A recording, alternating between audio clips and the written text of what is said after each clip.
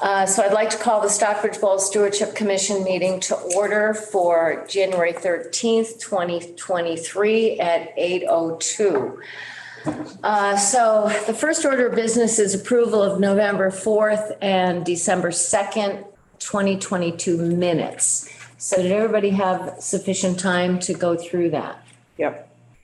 I make a motion to accept the minutes as submitted. Okay, Sally makes a motion to accept the minutes as submitted. Do I have a second? Second. All right, we have a second. All those in favor? Aye. Aye. Aye. Okay.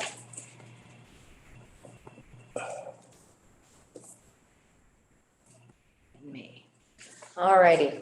And then the next thing up, Jim, right away is the discussion of the public awareness and education plan. So why don't you go ahead and start, because I know you're pressed for time.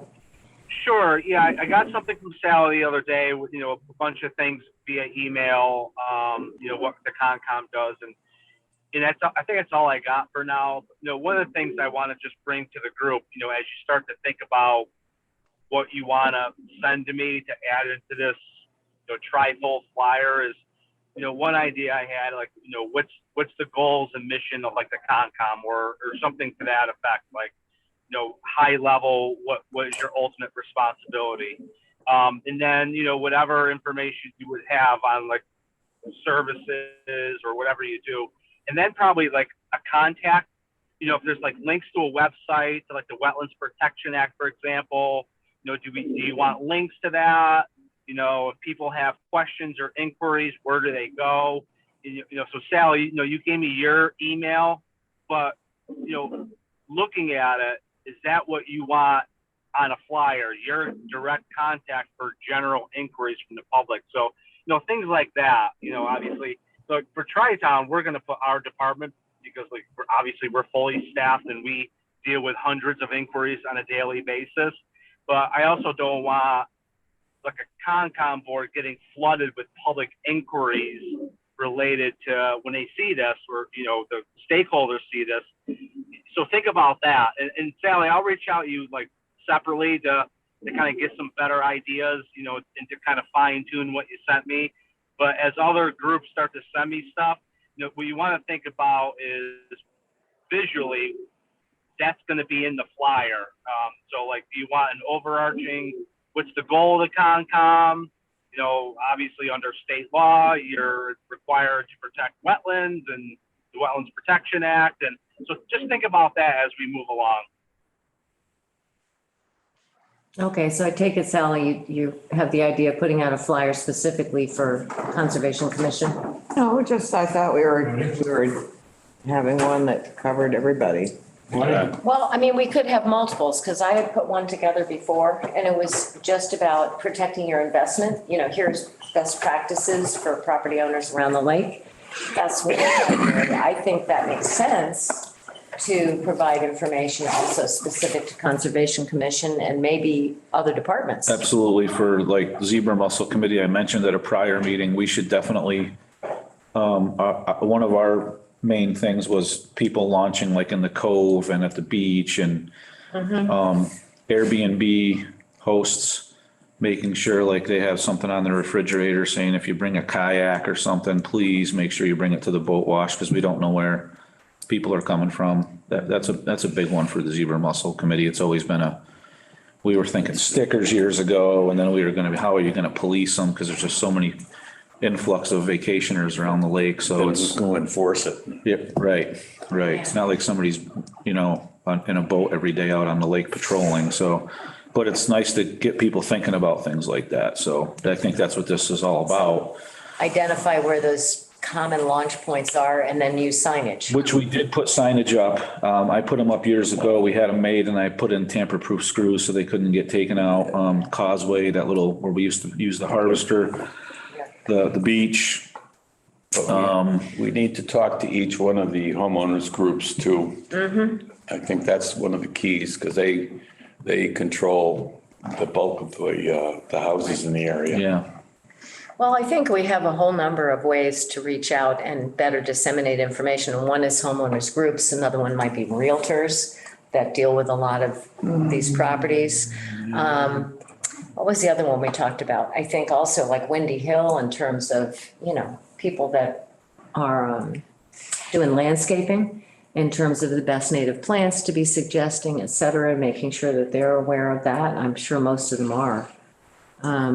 But I think, there's a lot of points of contact and a lot of ways that we can get this information out, including the town website and, maybe sometimes doing some press releases seasonally. I think we should have possibly two people from this group put together, let's call it a dog and pony show that we can take around to the different homeowners associations. Also the second homeowners meeting, which is the first Saturday in July. Hopefully, yeah. And even to some of the, the places, the other places, Canyon Ranch or any of these that use the boat ramp. Okay. Mike, this is Jim. If people have flyers or their plan is to put their own flyers together, just get me a copy of the flyer. We don't need to reinvent the wheel, and I'll have my graphics person pull out, because obviously we want to do like a trifold too. That's more comprehensive to all the different, sectors. But if you have flyers, whether it's zebra mussels or whatever, send it to me directly, and I'll save it. And then, we can use that as part of the comprehensive flyer that we're going to work on. Okay. This is Pat, and I just wanted to chime in for at least zebra mussels and anything else. Gary, obviously we have representatives on our board from each of the homeowners associations, so we can certainly use those contacts and probably get you in front of each of the homeowner association annual meetings in the summer, but also get them information before. So, don't hesitate to reach out. We have ways to get into that community pretty quickly. Okay. All righty, so, Michael's got a question. Michael? I just have a sort of a commentary. Everything is going to Jim. Is there a way that it could come also to us, or is that illegal that it comes to everybody? In other words, so we can see what's being put in. It may jumpstart ideas from other people or from myself included when I see what's being sent. I don't know what Jim got from Concom or from Sally or any of these things, so I'm working a little in a vacuum. Well, I'm sorry, Jim, but what I was thinking is I started to put together a spreadsheet, which I think I sent it to you, Jim, and also the flyer that I had. But maybe you and I can put our heads together and get everything into a spreadsheet. And then the next meeting, that could be disseminated. Oh, are you talking to me? I'm talking to Jim. Oh, Well, okay. Yeah, I just think it's good. Go ahead, Jim. I'm sorry, there's a delay. Like I got something from Roxanne, and Sally sent me some bullet points in a body of an email, but that's all I have. We could kind of convert that to like one shareable document. I have no issues with that. We can disseminate information to the group, but you gotta be very mindful of the open meeting law. Right. you can't comment on it until we're in an open meeting, but certainly you can see it. And I think that's the smartest way to do it, is get it into one document. Everybody can see the document. It becomes part of the meeting packet. We have a meeting and that's when we discuss it. Right. I think it'll add to ideas. The more ideas that are in there, actually it adds to more ideas, or it cuts down to what is important and how much people can actually take in before they stop reading. Okay. With a Google, Roxanne, would a Google Doc work for all groups? I know he'd be a little bit clunky if you don't have like a Gmail account, but or some type of shareable live document.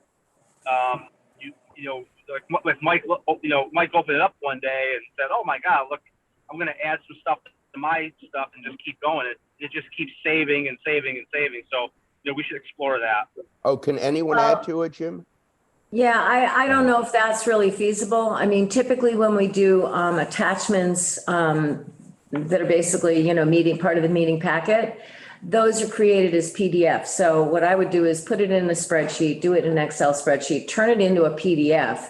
And then that's what we would utilize and distribute among ourselves and put out there, post as part of the meeting packet. And then, we gather all our information together and then it gets updated again as a spreadsheet and then, move back into PDF format. If that sounds good to you. Easiest. Well, right. So so with a PDF, you really can't add to the document. Right on the Right, but document. but you can take notes and then when we sit and we discuss it, obviously it can be updated at that point in time. Nope, no problem. It's kind of similar to what we did with the lake management plan. Okay, John, Yeah, there was going to be a Board of Health meeting the last time we talked about this. I yeah. thought you might have some things. Has that happened? We had a Tri-Town Board of Health meeting. And my recollection is that we had some discussions of basically some procedures that we were going to try to do, nothing specific that would pertain to to this committee. Okay. Yeah, Okay, so that's independent Tri-Town Health. yeah. Okay. We have that separately from the Board of Health with Okay. Stockbridge.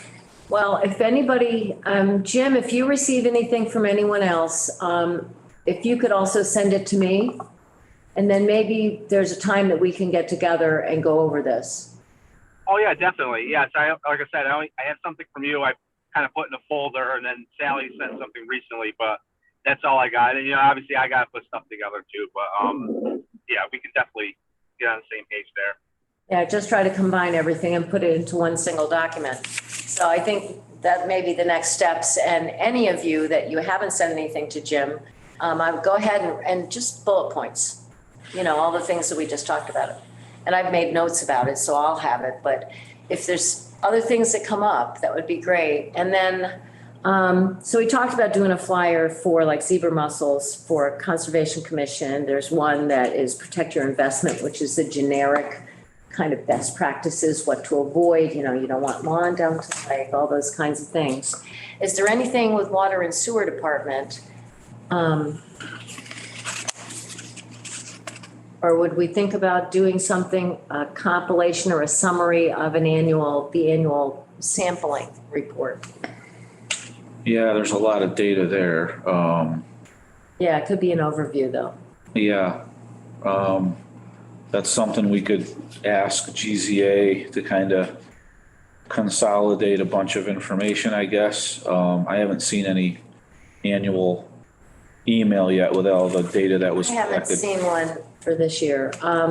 But typically, my memory serves me right. There's all the technical data. So you have all this data that's been accumulated. And then typically there's some kind of a summary. Yeah, And I'm thinking, okay, we could just grab part of that summary and create that into something for the public. Yeah. That's understandable. right, yes, yep. Okay.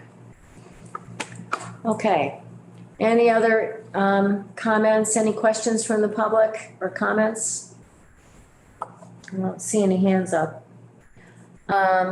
Anything else? I have one thing. Yeah. In general, anything else? Well, yep. Or Gary pertaining? Kleiner- Yeah, Gary Kleinerman and then you, Michael, okay? Yeah, no problem. I got a request from Moose up at Bullard Woods to get an endorsement from SBSC for the tree project we have up there. Right now, we've got a rough estimate of $10,000 to do the trees offshore. I'm sorry, inshore from, what are we going to use, 100-foot buffer zone, Sally? You think that's reasonable? Depends on how steep the slopes are, but yeah. Yeah, okay, well, something in that vicinity, but he said it was going to be about $10,000 to treat the trees that are away from the lake, and we haven't gotten an estimate for the trees close to the lake, but it's going to be much more than that because they need to be injected rather than sprayed. So, But it does need a permit. yes, oh yeah, but they're aware of that. But what we would like to do is to get the SBSC to endorse the project. Is that something we can do? I don't see why not. Is that for the EAB or what's that for? The Emerald Ash Borer? Or? No, this is for the hemlocks. Oh, the woolly adelgid. Yep. And there was another one too. Well, the EABs the ash trees are going at a very they're fast rate. gone. Yeah. Gary, can you give us a scope of what the project, so we know specifically what we're voting on? We've got some very rough estimates right now, but when this, I forget what was the expert's name? Do you remember? Ken Gooch. But anyway, he was there and he said that we have many, many more trees than they have at Ice Glen. And it was going to be a major project. And he said that all the trees are infected. We walked around Bullard Woods and he checked the trees out. And what this is to do is to spray the trees that are infected more than 100 or 150 feet from the water. And that would cost approximately $10,000. Now, to get the trees from 150 feet to shore, they have to be injected just like you get a COVID shot, through the bark and with a needle and everything. And he said, this is much more expensive. So we're talking about a substantial amount of money. And Moose is going to, they're putting together a proposal for CPA funds right now. And that's what the endorsement would be for. The endorsement would be for the actual application of, The endorsement would be Public for funds. CPA funds. okay. And is that the only solution? I mean, is that the only way is to handle this issue? Or Pretty much. Okay. Well, I know that when we talked about Ice Glen, Forestry and Agriculture Commission weighed in on it, and I know that they went with the injection as opposed to the spraying because of potential, concerns. I'd be interested in what Concom thinks about this. We're on the fence. It's tough. I mean, on the one hand, we want to save the hemlocks. On the other hand, there's still a whole lot that we don't know about it. And same with forestry and ag, because I sat in on there. Is this something that could be a potential stumbling block for doing spraying? Yeah, I Yes. think so. Don't you? We better get something to you guys pretty quick then, I think. The other thing is that with Ice Glen, I mean, it was a very detailed proposal in terms of identifying the trees, identifying what kind of condition those trees are in, and then targeting specific trees. In other words, it might be trees that are not worth doing Well, because this is what this study is. they're too far gone. Yeah. And so that's, I think, would have to be seen anyway by everybody, for anybody to make a determination. Once you apply the application, either through injection or the other way, how long does it take before you see the results of these applications? I don't know. That's an excellent question. Jamie's here. Jamie, do you happen to know if that's ever been mentioned?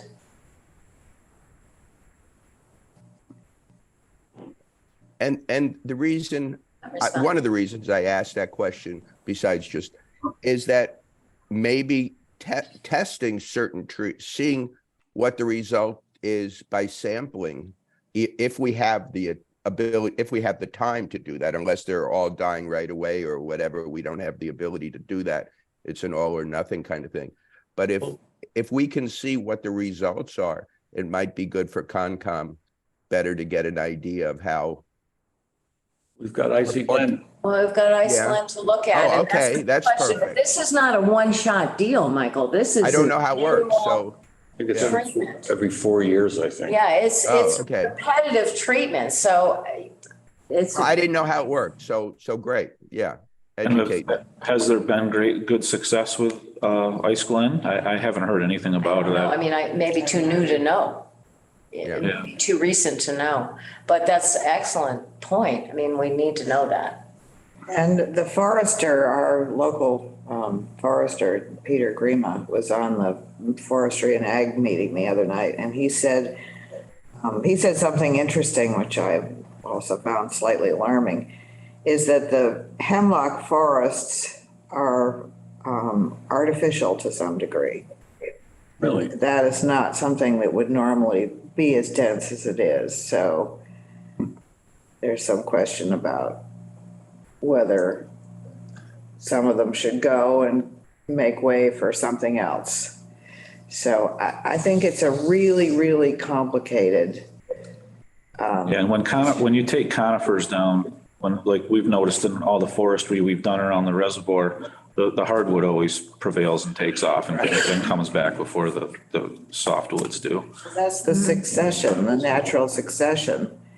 And I think they felt that maybe there hadn't been a natural succession in some areas. And that, when you end up with an area that has only one species, then, that's more vulnerable than if they're diverse species. And they haven't been able to come up with anything that's really suitable for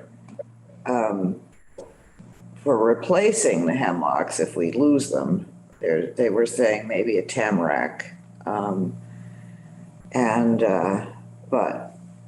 I don't know. I personally feel like we're still new to this, and we tend to jump in with all 4 feet and say, gosh, we have a solution. And then 10 years down the road, we find out that maybe that wasn't a really great solution after all, because Mother Nature is way too complex for us to think that we have the answers. So For us to lose a major part of the hemlocks, though, would put this place in trouble. It's true all around the lake, though, Gary. And what is, the adelgid is here.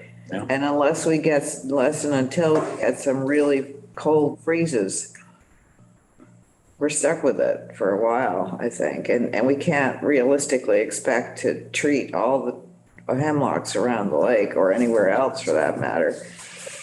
Are tamaracks susceptible to oleodelgid? No, apparently not. Really? I don't know why. That's interesting. Although there's probably some other. I'm sure thing there's that will emerge. there's the lanternfly and there's, Right. there's all kinds of different things. Lots of things to worry about.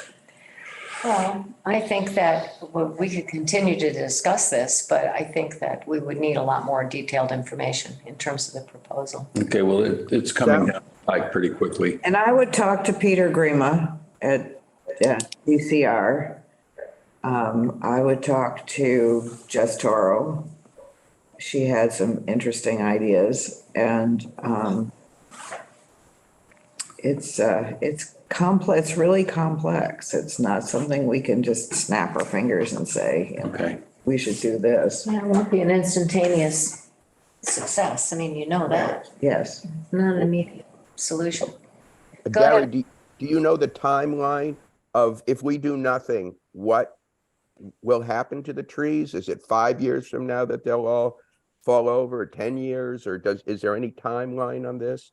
And what if we thin it out, what does that mean for the lake, for erosion or for whatever it is? I have no idea. I'm just throwing up some more things that are coming into my head. We're just in the early stages of getting this information, and what we're doing right now is we're asking for money to do a study of the trees. Uh-huh. And we're gonna have to go from there. But we've seen, I know in Bullard Woods, we've had a number of very large hemlock trees come down. I mean, not the diameter of this table, but maybe a good 3.5 feet. I mean, they're big ones like this, and they're tumbling. So so you're asking for a vote basically for the study, not for actually doing the. At this point, yes. Yeah, Sally, that sort of falls into a wonderful thing, I think, for the Concom for a study to be done. Yes. Are they attributing the dying hemlocks to the adelgid, or are they just age? No. Okay. We found them. I've got pictures of them on my phone. We've looked at the underside, and they're in strength. Because it usually takes 5 years or more for that to kill a tree. He said that it's very advanced in Bullard Woods. He said, and it's throughout the whole woods. So I think we're well into that 5 years now. So this will be a CPC request for funds, or this Yeah, is just, yeah, for- a town meeting floor? No, it's a CPA for, to do the test. Yeah, yeah. Well, I mean, that kind of changes it. It's not that we're endorsing. It's Yeah, it's a endorsing a study. study, the application of funds for a study to be done, which is something different entirely. I think that's important enough. However that is, I sort of second Gary's request. I would vote for an endorsement. I mean, that's all we are. We can only endorse it or give our opinion to the select board or to CPA. But I Well- think a study, if it's that far along and that important to Bullard Woods, I endorse it. We have a lot of work to do, and I can see from what Sally said, we've got an awful lot of work to do. So, in order to get this thing really going. Right. I'll relay that. We have two people that are working on it specifically. I'll relay this to them. Okay. Well, I mean, we could take a vote on this, in terms of just the endorsement of the CPC application for this purpose of doing a study. So, Well, Michael seconded it, so we could vote on it. All well, in favor? no motion had been made, Right. so we need a motion and then a Alright. second, so I'll So make a motion that we study and that we appropriate we give them our blessings to go ahead and do the study. And try to get money from CPA. Okay, and I'll second that. So all those in favor? Aye. Aye, okay, that's unanimous. All righty. I have two questions. Yeah, Michael? They're off the subject a little bit, but one is I don't want us to forget about being on top of getting that motor for the harvester. It's It's at the shop right now, and that's great. they're working on snow plows. Okay, no problem. As the long as the welding shop. motor's in. But as soon as, they got it recently. We talked about it yesterday, our DPW meeting with Mike Canales, and they will jump right on it when the snowplow building season ends, and early spring, they will have that harvester ready to go. Mike, thank you. The second question is more towards Sally. Sally, I sent you this email about when lilies cover a whole area of a lake and what it does, but I didn't hear back from you if you had received it. I thought maybe with the new NOI that the Stockbridge Bow Association is sort of spearheading, did you get that from me? Maybe. Maybe, no, fair enough. I can send it again. I sent it to you and to Pat Canales. I think that's No, not a Patrick. question for DEP. I mean, Right, no, but it's also a question for Concom, because you had mentioned in one of your meetings that, it's not about recreation, it's about the health of the lake. right. So I just want to send that on to you. I'll resend it to you, but basically it's just what it does to a lake when it's totally covered wall to wall, basically, the vegetation. Yep. I All think right. you're referring though to the channel, certainly. Yeah, basically to the channel, almost from the northern part, almost down to the end, right? All righty, Because it now, might affect the harvester NOI. okay, at any rate, did you have something else, Michael? No, Okay. The next item on the agenda is just to discuss the potential of CPC applications for this group. Are there things that we would like to apply for that would be appropriate? And Patrick had brought this up, and so I put it on the agenda this time, and unfortunately he can't be here this morning. But one thing he did indicate to me, though, was that dredging, that would not be something that we would be applying for. That he and Mike Canales have an idea of how to fund that, so that's off the table. But there might be other things or pieces of dredging, like site preparation for the deposition site, or some piece of something, or anything else that anyone can come up with. But obviously it has to fall into that recreational category, right? We're anticipating having some work done at the boat ramp. I mean, we're dealing with the Public Access Commission there. Right. That may be way down the pike. Yeah. Based on their backlog of, Well, yeah. I mean, they told me when we had that meeting, it was like they have a list of 500 locations that they're looking at, so. I don't know if they'll ever get to it. I think they should just give up ownership of that lake. I know. They just don't care, and they don't get at it, and they don't do anything, and they allow it to go downhill, and they do nothing, and I think they have no right to tell us what to do with the lake. Well, I agree with you. one thing that came up that I spoke with Smitty Pignatelli about several years ago was, doesn't it make more sense to have something on the books in the Commonwealth where a town, if it has a public body of water, that the town be allowed to opt in to manage that body of water? And if it is within two towns, then the two towns have the option of opting in to manage it. And then if you got two towns, they work together. They create one commission. If it's like Stockbridge Bowl, it's all in Stockbridge. Stockbridge could step up to the plate and say, yes, we are managing this body of water. Ergo, we now make we make these decisions. We don't have to jump through all these hoops and wait for endless years for you to pay attention. So, and My he's kind understanding of, is it's been done, that a couple of towns have said, it's wholly within our borders. You guys are doing nothing, and we want jurisdiction over this lake. I don't know if it's Great Pond or, because that makes it complicated. do you know what towns have done I that? don't remember. Because he kind of didn't indicate that, but what he had said as well, it should be taken up by the select board, blah, blah, blah.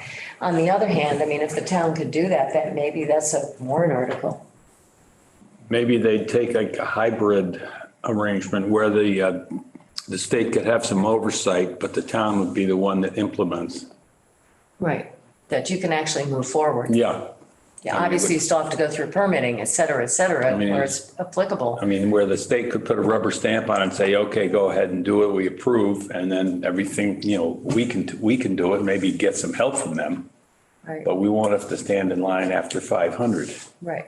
Which is absurd. The 36 years that I've been here working for this town, the town has done everything at that ramp. Right. The only thing that the state did help with was those concrete blocks but we ended up putting them in, the concrete pads for the boat ramp. Yeah, we could still use more if you ever find them. Well, I think they disappeared during the cleanup with the new garage. Okay.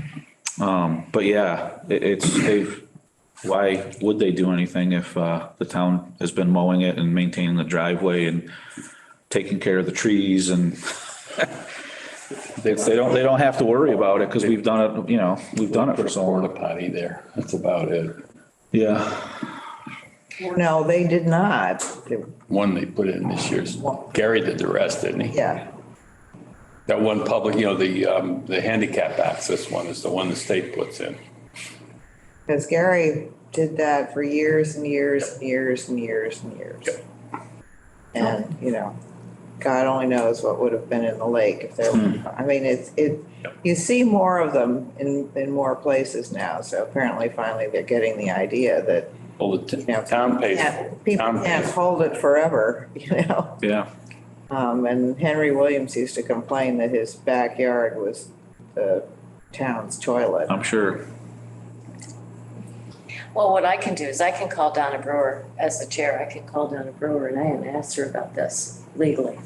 Do you know how towns have done this? And I think it was somebody from Miara's that told me that it had been done, but I can't remember who. I mean, it would be nice if we could expedite getting things done because, I mean, especially what's the public been program. happening at the boat ramp is just, in terms of erosion and is just, It needs to be. they have no right to. It needs to be take care of completely it. redesigned, Yeah. and the fact that you have to have a meeting with them, and then the end result of the meeting with DCR is that, well, you have 500 ahead of you, and then we sit and wait endlessly. And, hey, if we're willing to pony up and do the work and take votes at town meeting to provide the funds or utilize CPC funds, then we could expedite things, I think. Could we talk to Smitty about this? I can talk to him again, but I want to I talk mean, to just Donna Brewer specifically, first. you know, and see if maybe we can come up with some kind of a understanding with the state where, you know, we can get ahead and get going on some of this. Plus, I could invite him to come to a meeting.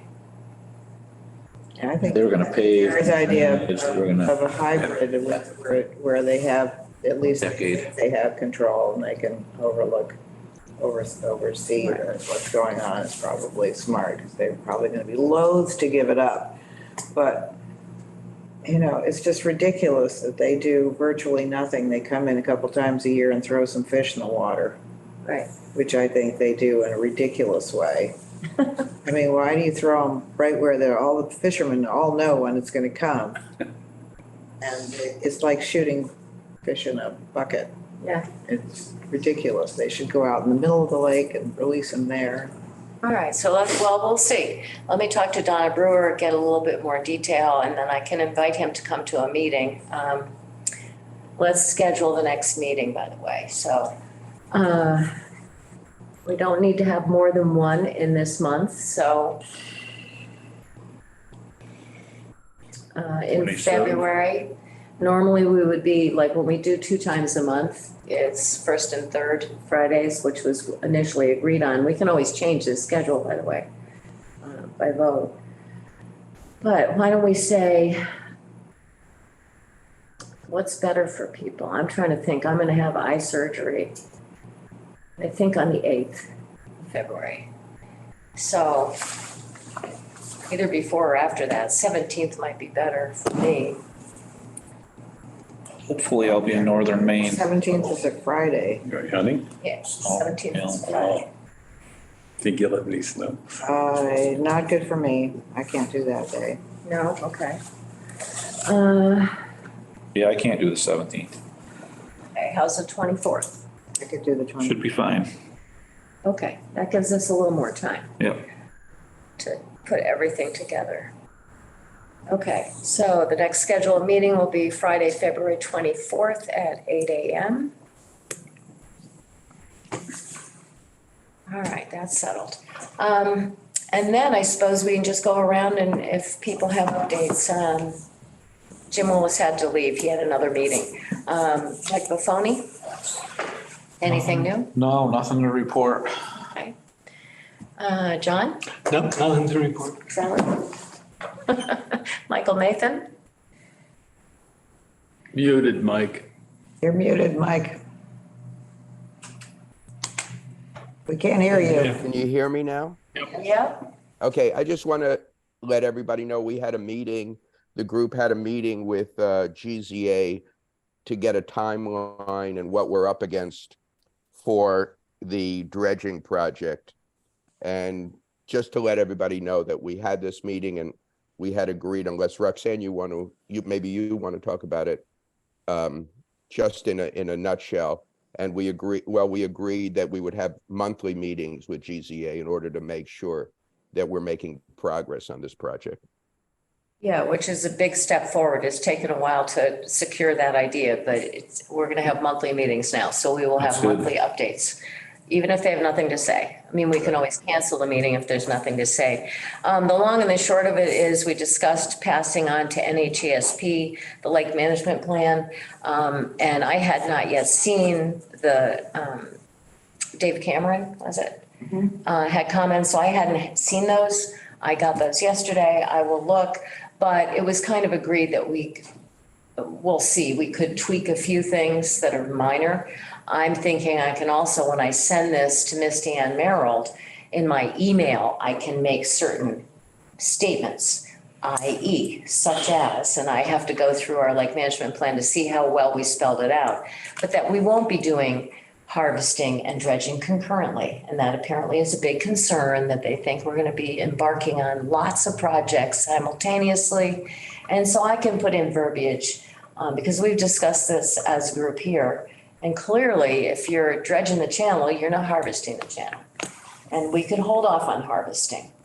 during a season when we're doing it. But at this point, we don't know precisely the timeline of when this is going to happen because there's so much permitting that has to happen. So it just seems that if we make a blanket statement saying that we understand we will not be doing concurrent multiple projects on the lake, that when dredging starts to move forward and we're in that season, then we're not going to be harvesting. Now, that doesn't mean when we're doing the deposition site preparation that we can't do harvesting. Because that's physically not in the lake, that's going on in Bullard Woods. But somehow I can make that clear in a general way if that's okay with everybody. But we agreed to go ahead and send them because they're chomping at the bit to see this thing and they may come back to us with suggestions. But we won't know until we get it out there. So that's the next step. Thank you. One thing I did want to bring up with CPC funding is would the testing that we do out on the lake fall into that, or like the community preservation type of thing with the testing on the bowl? I don't know. I'm just throwing it out there. I don't know if it would, but I know I don't know where it gets funded from, but I just submit the bills and let that get paid for. I don't know where the money It's budgeted. It's budgeted for, I know. And just what we do, with the 8 months of sampling, it's like $10,000, but I know 2 of those times GZA comes out and then there's always their invoicing. When they come out, I'm sure it's quite expensive for that It's day. included in the initial proposal though. Yeah. Those so- two, when they come, that's all one bundled together. Right. Yeah. But I just throwing that out there. I don't know if that would be applicable to that funding, but. Well, I think certainly, because we also have the situation where we get an annual proposal from them. And it says they're gonna, we're gonna do testing X number of times. They're gonna only come twice a year, beginning and end. Initially they proposed to come out all the time, which of course costs a lot more money. I said, well, I don't see why we need to do that. And once you get going and you know what you're doing, Yeah. obviously. And so we're taking care of all the sampling and sending the samples out. But we will always probably have circumstances where we may have to do additional testing, i.e. a significant weather event. Yeah. When we have a high wind, really severe weather event, they want us to go out. They advise that we go out and test ASAP to see what the impact has been. So that is one possibility, and I can talk to Mike Canales, and I don't know, what are your thoughts on that, Sally, because you're on the commission? I'd have to think about that. I think, I think it's something. I kind of think it's better off being in the budget. yeah, I think so too. I think while it certainly would contribute to recreation, I'm not quite sure how. Preserving the lake for recreation.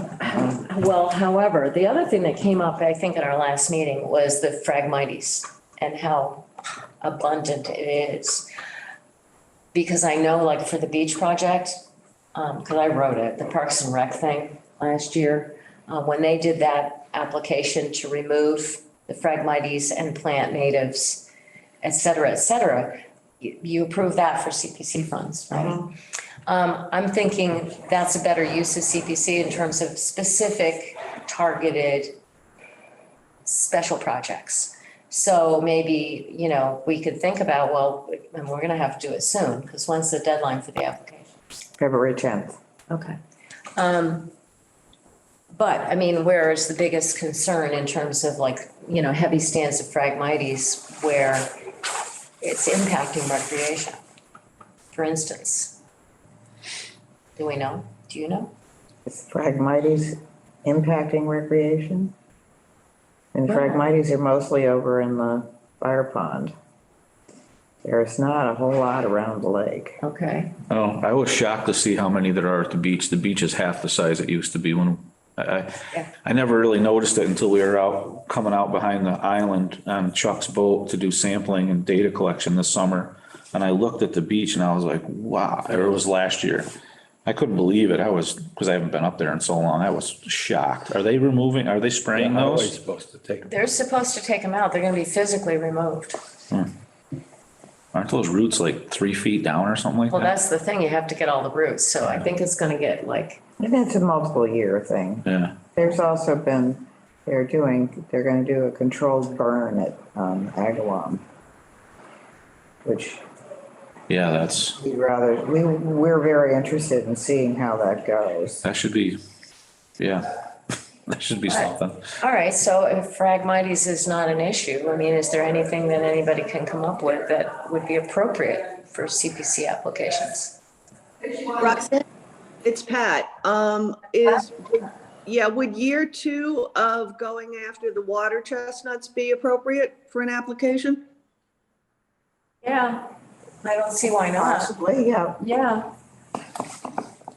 Because we know we have to do it, and we can Yeah. get a proposal from Aquatic Roots. I just put that out there. I don't know if that's right or not, but that would be something we might do. oh, yeah, definitely. I mean, that was already in the works, that's planned to happen. How it was gonna be funded is, I don't know, but, yeah, that might be a possibility. Okay. Anything else? Any other area of concern? No? All righty. Well, and I have nothing to report from the Sportsman's Club. All right, so any other questions or comments from the public at this point? Okay, no hands up. All right, I move to adjourn, so. Second. Second. Thank you. All right. All right. Thank you, everybody.